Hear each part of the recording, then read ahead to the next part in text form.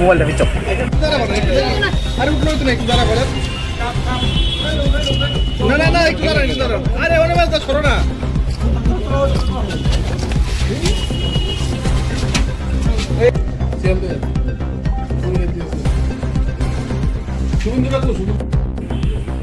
Specifically where the way that was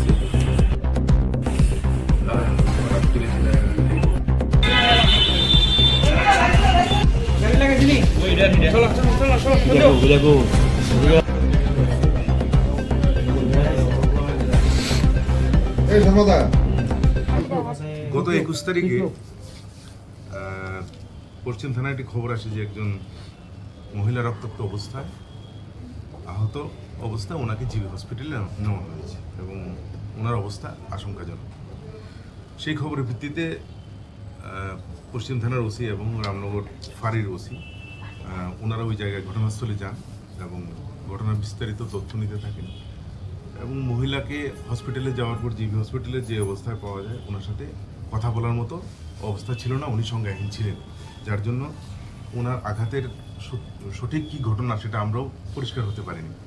তো যখন ঘটনাস্থল পরিদর্শন করা হয় তখন পরিদর্শন করে ঘরের মেঝেতে কিছু রক্ত পাওয়া যায় এবং মেঝেতে এবং উপরে একটা পাশে একটা বিছানা ছিল, সেখানে বিছানার মধ্যে একটা বালিশ, ওটা তো কিছু রক্ত ছিল।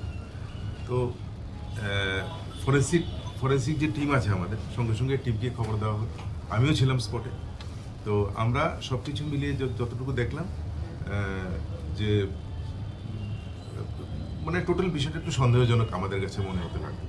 পরবর্তী সময়ে ওনার মেয়ে বুলটিদের ওর সাথে কথা বলার পর ওর যা বক্তব্য তাতে যে অজ্ঞাত পরিচয় দুষ্কৃতিকারীরা বাড়িতে ঢুকে ওনার মাকে মাথায় আঘাত করে ওনার সোনার জিনিসগুলো নিয়ে গেছে। তো এই হচ্ছে ওনার মূল বক্তব্য। তখনও মহিলা জীবিত ছিল জিবি হসপিটালে। তো পশ্চিম থানার ওসি রানা চ্যাটার্জি এবং রামনগর ওসি শুভেন্দু দাস ওনারা আশেপাশে যে বাড়িঘর ছিল সবখানে ওনারা কথাবার্তা বলেন, সবার সাথে আলোচনা করে সব কিছু যা তথ্য নেওয়ার সেটা নেওয়া হচ্ছিল। সেই মুহূর্তে আমাদের চোখে যেটা প্রথমে ধরা পড়ে যে গলার হার নেওয়ার সাথে কানের যে জিনিসগুলি ছিল সেগুলি নেয়নি, আংটিও নেয়নি, হাতের শাখা যেই সোনার যে শাখাগুলি ছিল যেগুলো দেখছেন কলারগুলি ওগুলো নেয়নি। তো আমাদের সন্দেহ হয় যে শুধু যে অ্যাসাইলেন সে কেন শুধু গলার হারটাই নেবে, সে তো কারণ দুটো কানের যে জিনিস দেখছেন আপনারা এগুলির ওয়েট সোনার গলার হার থেকে কোনো অংশ কম না। তো আমরা এই প্রশ্নগুলি তখন করি এবং বিশেষ করে কেসের আয়ু এবং পশ্চিম থানা ওসি ওনারা জিজ্ঞাসাবাদ করতে থাকেন। তো পরবর্তী সময়ে আমরা তাদের পারিবারিক এই অবস্থা সম্বন্ধে জানার জন্য চেষ্টা করি এবং জানতে পারি যে তাদের পরিবারের মধ্যেও একটা অশান্তির পরিবেশ সবসময় বিরাজ করতো, কারণ মহিলা ওনার মেয়ে বুলটি এবং ওর হাজব্যান্ড যে আছে কি নাম জানেন বিষ্ণু ওনারা একই বাড়িতে থাকতেন এবং সবসময় অভাব অনটন লেগেই থাকতো। এবং এই মহিলার কিছুদিন আগে কিছুদিন বাদে ওনার একটা 2.5 লক্ষ টাকার একটা ফিক্সড ডিপোজিট একটা ম্যাচুরিটি হওয়ার কথা এবং হওয়ার পরে সেটা নমিনিও আরেকজনকে করা হয়েছে। এটা নিয়েও একটা পারিবারিক একটা বিদ্বেষ ছিল এবং ওনার যে মেয়ের জামাই বিষ্ণু ওরও একটা স্কুটির ডিমান্ড ছিল। তো সব কিছু মিলিয়ে পরিবারের মধ্যে একটা ঝগড়াটে পরিবেশ ছিল। তো ফাইনালি এই সমস্ত তথ্য জানার পর পরবর্তী সময় যখন আমরা স্পেসিফিক কেস নেই এবং পরের দিন ওই মহিলাও মারা যায় এবং আমরা একটি সুনির্দিষ্ট সেকশন লাগিয়ে একটা সুনির্দিষ্ট কেস নিয়ে একটা মার্ডার কেস মার্ডার কেস নেই এবং ধারাবাহিকভাবে ওদেরকে জিজ্ঞাসাবাদ করে ফাইনালি একটা জিনিস পরিষ্কার হয় যে এই ঘটনা বুলটি এবং মানে ওনার মেয়ে ডিজিজের মেয়ে বুলটি এবং ওর হাজব্যান্ড ওনারা মিলেই এই ঘটনা করে ওনাকে রক্তাক্ত জখম করে এবং পরবর্তী সময়ে লোক দেখানো হসপিটালে নিয়ে যায় এবং ওই মহিলার সব জিনিসপত্রগুলি নিয়ে ওদেরই নিকট আত্মীয়ের বাড়িতে লুকিয়ে রাখে, অন্য কিছু জিনিস বলে লুকিয়ে রাখে, ওই মানে ওদের মাসি হয় সম্পর্কে। তো ফাইনালি ফাইনালি পশ্চিম থানার ওসি এবং ওনাদের এই যে ইন্টারোগেশন টিমটা বানানো হয়েছিল ওদের জিজ্ঞাসাবাদের ফলে তারা সমস্ত সত্য ঘটনা খুলে বলে এবং এক্সিকিউটিভ ম্যাজিস্ট্রেটের প্রেজেন্সে সমস্ত সোনার জিনিসগুলি উদ্ধার করা হয় এবং ওদেরকে পুলিশ রিমান্ডে আনা হচ্ছে। বাকি যেই জিনিসগুলি আমরা এখন ডিটেক্ট হতে পারিনি সেটাও আমরা ক্লিয়ার করতে পারবো। তবে এটা একটা এমন একটা মার্ডার কেস যেটাতে কোনো ক্লু ছিল না, কারণ সব বাড়ির মানুষই ইনভলভ এবং আমাদেরকে প্রথম থেকেই মিসগাইড এবং মোটিভেট করার চেষ্টা হয়েছে যে বাইরের মানুষ এসে এই ঘটনাটি ঘটিয়েছে। কিন্তু ওনাদের এই বক্তব্য এবং যে ঘটনাস্থল মানে প্লেস অফ অকারেন্স সেটার মধ্যে আমরা কোনো সামঞ্জস্য পাইনি।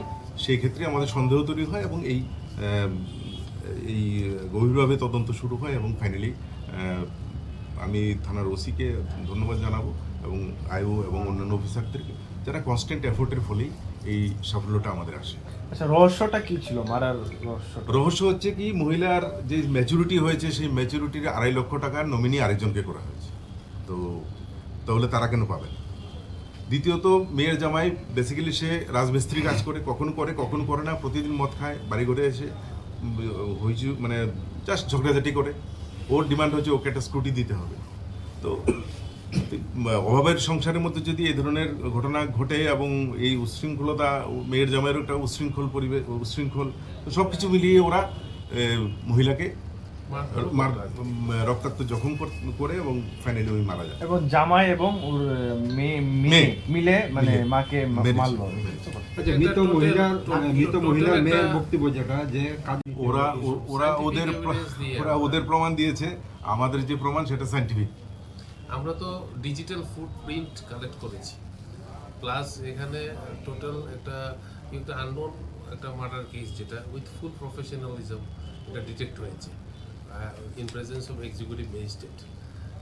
এখানে আপনার উইথ ফুল প্রুফ আমরা যেই জিনিসগুলি বলেছিল নিয়েছে, সবগুলি জিনিস আপনাদের সামনে এখানে আমরা রিকভারি করে দেখাচ্ছি। প্লাস এগুলি তাদের ডিজিজের রিলেটিভরা আইডেন্টিফাই করেছে, প্লাস ডিজিজের যে ফটো আছে আমাদের কাছে এইখানেও সবগুলি জিনিস আছে, যেগুলি জিনিস তারা দাবি করেছিল যে এখানে কমপ্লেনেন্ট নিয়ে গেছে। এটা একটা ইউনিক কেস যেখানে কমপ্লেনেন্টই অ্যাকিউজড হয়েছে। তার প্রফেশনালিজম আমরা প্রুভ করেছি। সবচেয়ে বড় অভিযোগ যেটা হচ্ছে গলার হারটা নিয়ে গেছে, ওদের তো এটা কমপ্লেনেন্টের অভিযোগ ছিল, মানে ওনার মেয়ের, কিন্তু আপনি দেখুন গলার হার এখানেই আছে। ওনারাই লুকিয়ে রেখে ওনারাই সমস্ত পরিকল্পনা করে। ওদের তরফ থেকে কোনো এফআইআর করা হয়েছিল বিষয়টি?